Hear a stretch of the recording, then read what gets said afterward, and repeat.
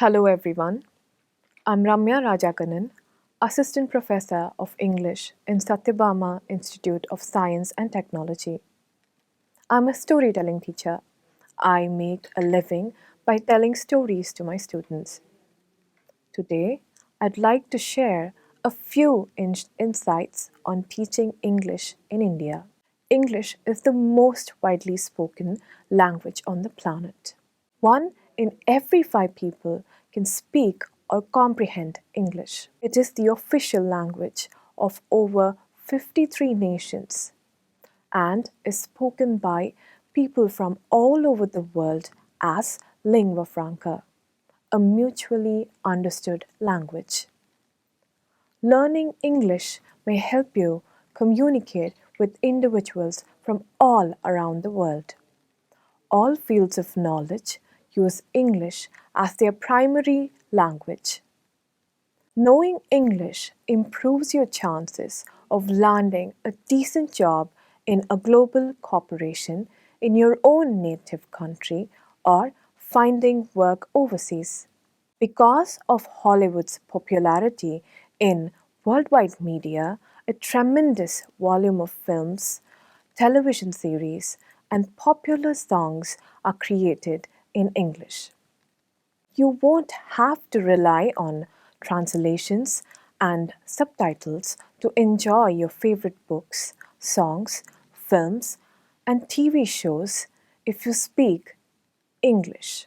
English is particularly significant language on the internet, with more than half of all information produced in English. Furthermore, some of the world's top technology corporations are headquartered in English-speaking countries. A good command over English will allow you to access films, music, and literature from hundreds of nations throughout the world, not to mention the fact that many works from all around the world have been translated into English. Few experiences can help you grow as a person more than studying the values, customs, and way of life of another culture. When the East India Company ruled India in 1830s, English became the official language. The only reason so much emphasis is placed on English in India is because it was once a British colony. The majority of books are written in English. Even translations of notable authors from other languages in India is in English. Keeping English in academic portions still remains essential. India's contact system with the outside world is conducted in English, also used for interstate and intrastate communications. India has great ethnic and linguistic diversity. The importance of English as a bridge language cannot be replaced due to our linguistic diversity. Additionally, we are taught some communication skills directly by the means of education. By putting those abilities to use and having them appraised, English is considered as a second language in India. The main goal of studying any language is to gain simple language for everyday communication. However, as an English teacher, I believe that faculty and students' inability to communicate is the greatest obstacle to learning English in India. We lack a single standardized curriculum, and as a result, students from extremely disadvantaged background do not receive effective training in communication at school level. In a country such as India, every small town or village has classes with students of varying levels of education. Learning and teaching is performed in the vernacular language in most rural districts of India. In contrast, the majority of competitive exams higher education, and employment require English as the academic language. The rural environment does not provide students with the opportunity to speak and comprehend English. Everywhere, the class sizes are considerably large. The student to teacher ratio is excessive, resulting in inefficiency as the teachers cannot provide individual attention to every student. English teaching necessitates a significant transformation in schools and institutions for the welfare of learners. Students in rural and semi-urban areas of India face many difficulties because English is not their native language. In many places where there is a local language, English becomes the third language after Hindi or other vernacular language spoken in that area.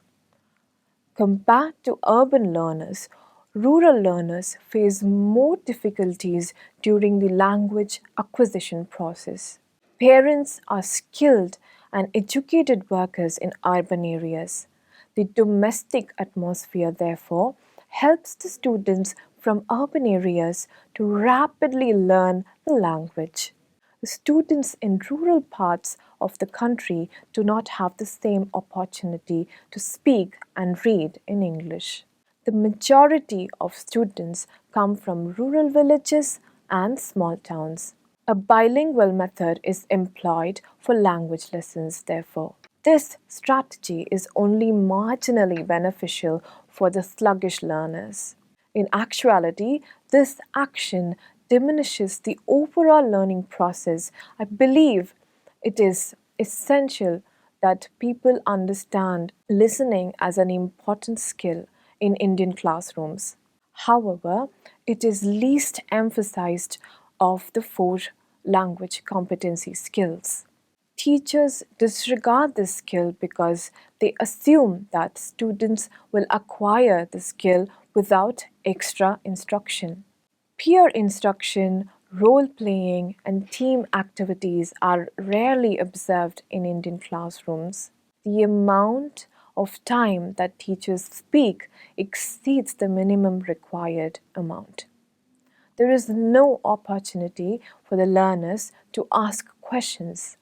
Teachers are required to include their students to work in pairs, groups, and teams and to plan the term papers, tasks, etc. Therefore, despite having been taught English for several years at school and university, the learners fail to learn the language.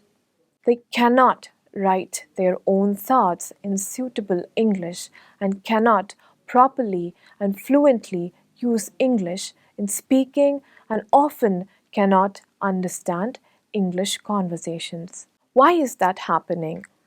Does that mean that Indian English teachers cannot teach? Not at all. The goal of this talk is to highlight the current problems for implementing measurable improvements to improve the ability of students to talk, understand, read, and write with ease in English. The desired outcome or target here is aimed at improving their speaking ability. As a majority of people of India suffer from the fear of speaking the language wrong and being judged for the same. As an educator myself, I strive to improve my speaking skills to communicate my ideas better to my students. I focus mainly on developing their English listening skills with audiovisual assignments and assess their spoken skills through presentations, group discussions, and role plays. To get them out of their shells and to encourage them to make mistakes and learn from their mistakes, and also track the issues with their pronunciation.